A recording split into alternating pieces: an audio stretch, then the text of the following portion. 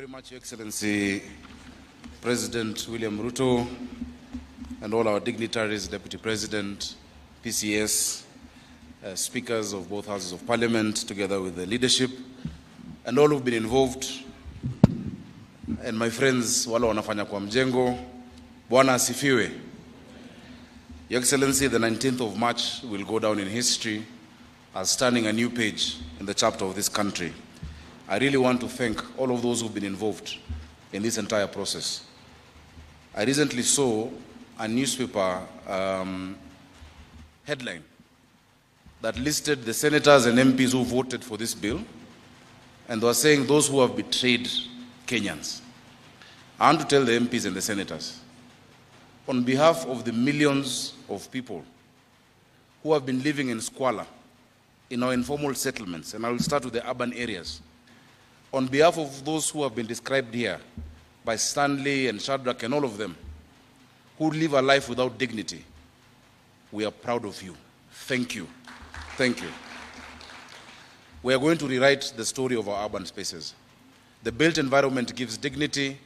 The built environment gives esteem to our people. And I'm very happy that they have said what will not come out the same way when we say it. That what dignity is there when you live in the same room with your children and your wife, and the only thing separating you is a bed sheet.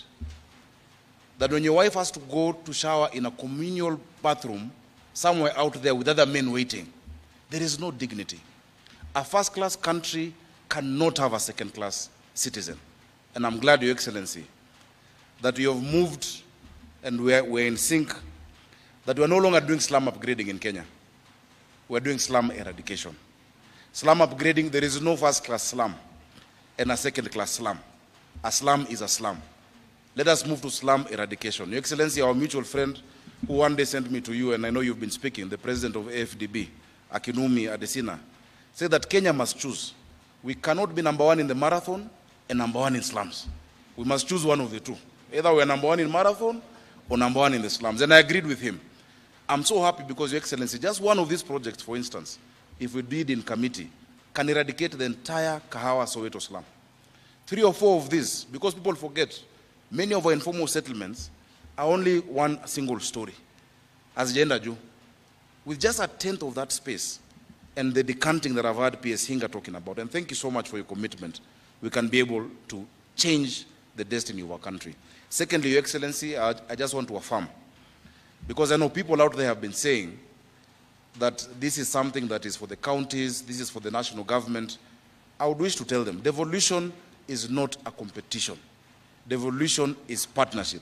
Devolution is partnership between levels of government to make sure that we serve our people the best. It is based on the principle of subsidiarity, that a service is best offered closest to the benefit of that.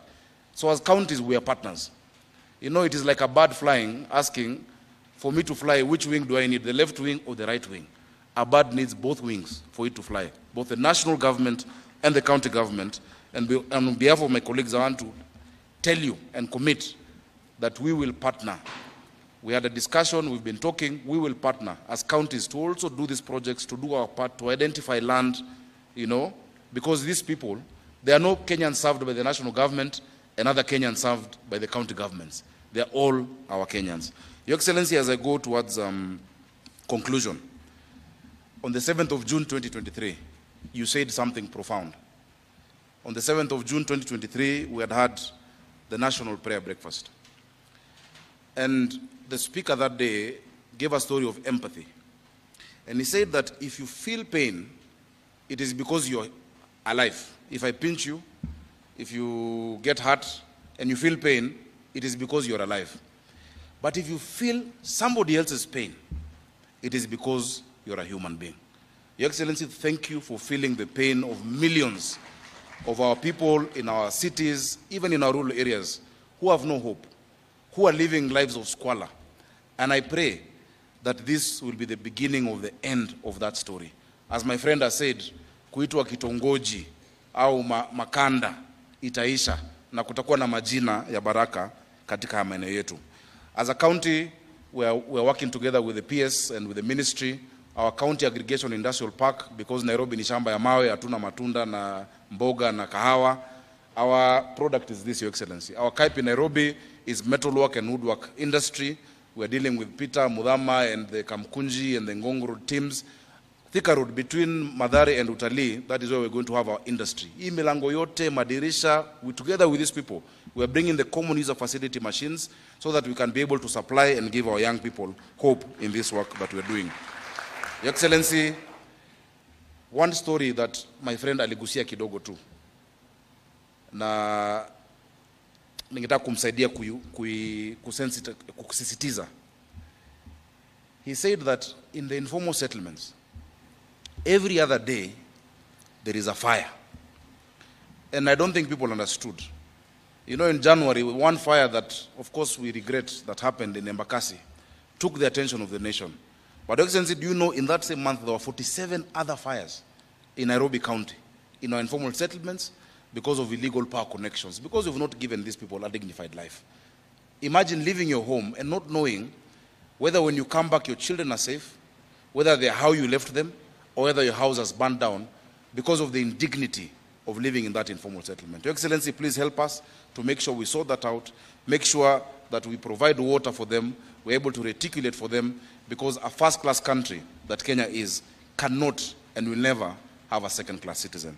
Your Excellency, as guided by yourself, thank you so much. I would like to invite the Prime Cabinet Secretary to say a word and then invite the Deputy President. Thank you.